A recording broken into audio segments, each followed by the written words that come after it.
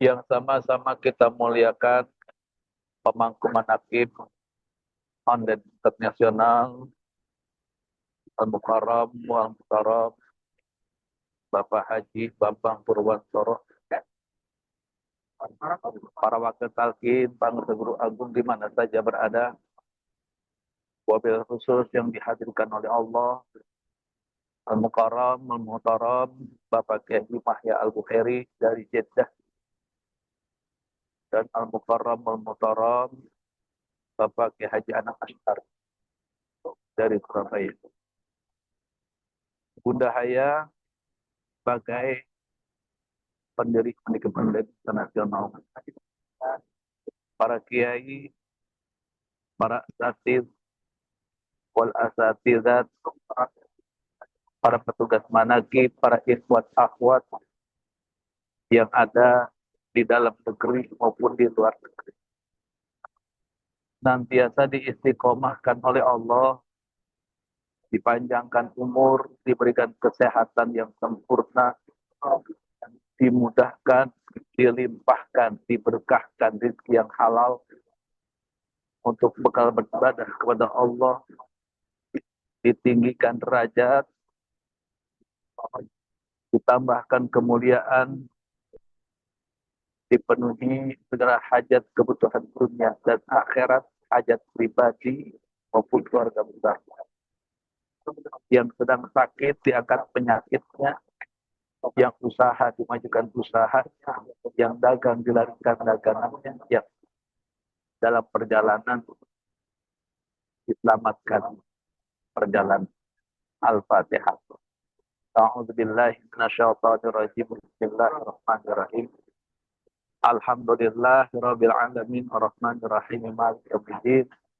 Iyyaka na'budu wa iyyaka nasta'in ihdinas siratal mustaqim siratal ladzina an'amta 'alaihim ghairil maghdubi 'alaihim waladdallin. Langsung saja kita buka kitab Fadhailus Syukur. Wa amal ainu fi hadzal syahr al-ilm. Adapun huruf ain pada bulan ini dari bulan Rabiul Awal, Rabiul Tsani, dari Rabiul Tsani, ainnya diartikan al-ilm, yaitu ilmu. Di dalam Al-Quran terdapat banyak sekali dalil tentang keutamaan ilmu. Di antaranya adalah firman Allah Rabbul Izzah Jalla Jalaluhu yang terdapat di dalam surat Ali Imran ayat 80. Allah berfirman, syahidallahu annahu la ilaha illa huwa wal malaikatu wa ulul ilmi qaiman bil qisti la ilaha illa huwal azizul hakim. Allah menyatakan bahwasanya tidak ada Tuhan selain Dia yang berhak disembah, yang menegakkan keadilan. Para malaikat dan orang-orang yang berilmu juga menyatakan yang seperti ini. Tidak ada Tuhan melainkan Dia yang berhak disembah, yang maha perkasa lagi maha jaksa. Pada ayat ini Allah Rabbul Izzah Jalla Jalaluhu memulai dengan dirinya sendiri. Lalu dilanjutkan dengan para malaikat-malaikatnya. Dan dengan ahli ilmu. Yaitu para ulama Islam. Semua ini untuk menegaskan, untuk mengokohkan dan menguatkan keutamaan, kemuliaan, dan ketinggian derajat ilmu bagi para pemilik. Di dalam kitab Fadhailus Syukur Guru kita menuliskan firman Allah Rabbul Izzah Jalla Jalaluhu, yaitu surat Al-Mujadilah ayat 11. Yarfa'illahu alladhina amanu minkum walladzina utul ilma darajat. Allah akan meninggikan derajat orang-orang yang beriman di antara kalian. Dan orang-orang yang diberi ilmu pengetahuan beberapa derajat.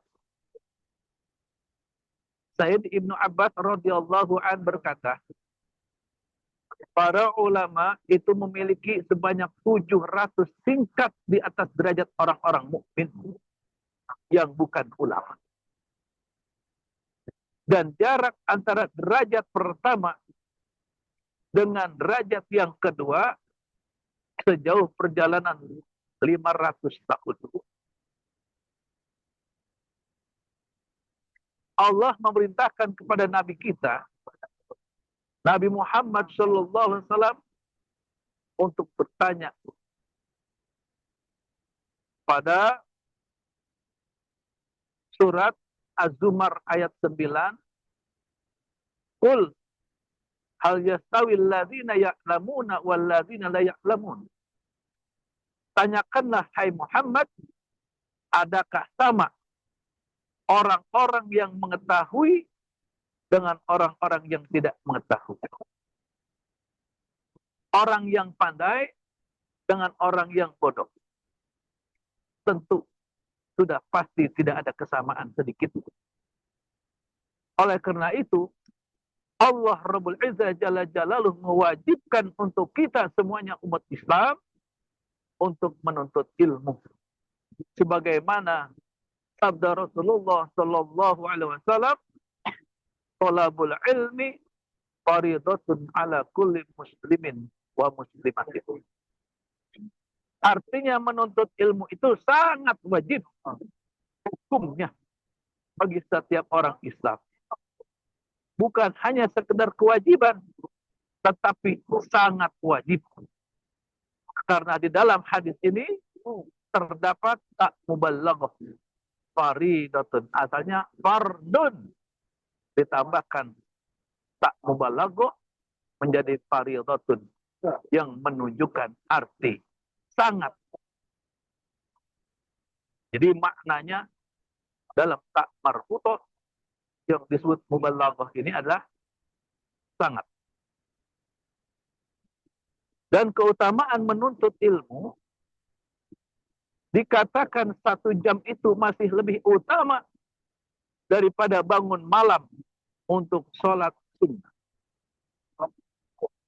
Menuntut ilmu saatan itu khairun. Jadi menuntut ilmu cuma 1 saat saja.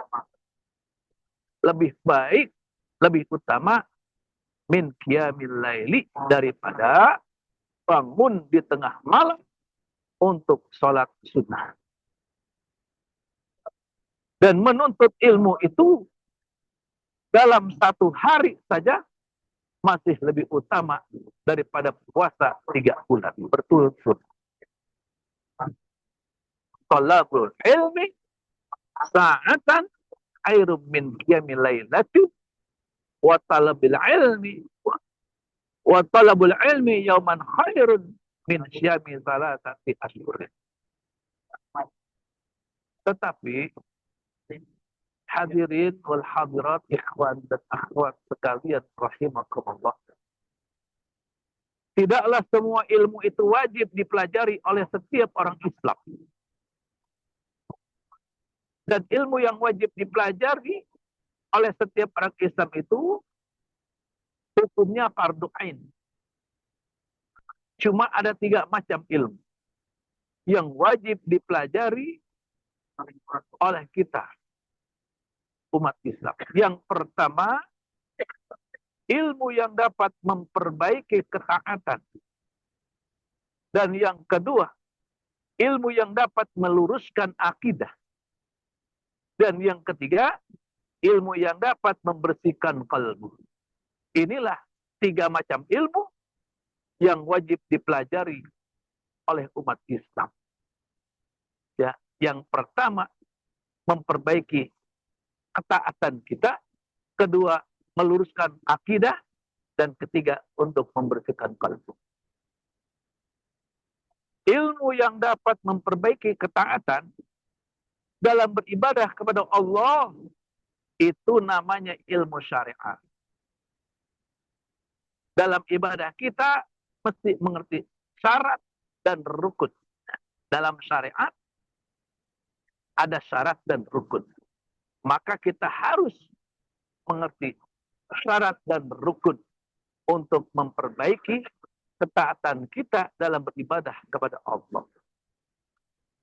Perlu diketahui, syarat itu, syarat ibadah, syarat itu berada di luar ibadah. Syarat. Contoh, syarat sah sholat. Salah satunya adalah suci.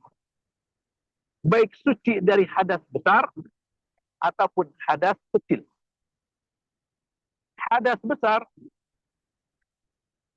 adalah sesuatu yang mewajibkan kita mandi. Sedangkan hadas kecil, setiap sesuatu yang mewajibkan kita berwudu.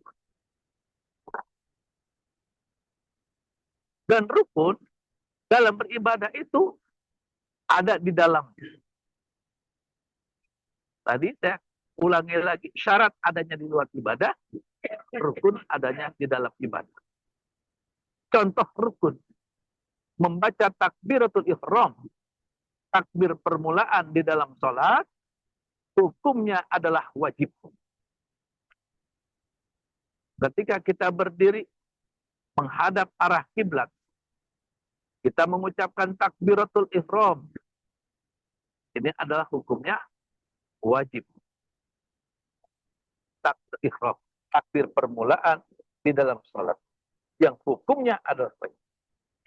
Sedangkan ilmu yang dapat meluruskan atau menguatkan akidah itu namanya ilmu tauhid atau ilmu usuluddin, pokok-pokok agama, atau yang disebut juga dengan ilmu aqaid, keyakinan, atau yang disebut juga dengan ilmu kalam atau ilmu ma'rifat yang membahas tentang keesaan Allah. Ini yang dipelajari. Dan ilmu yang dapat membersihkan kalbu itu namanya ilmu tasawuf.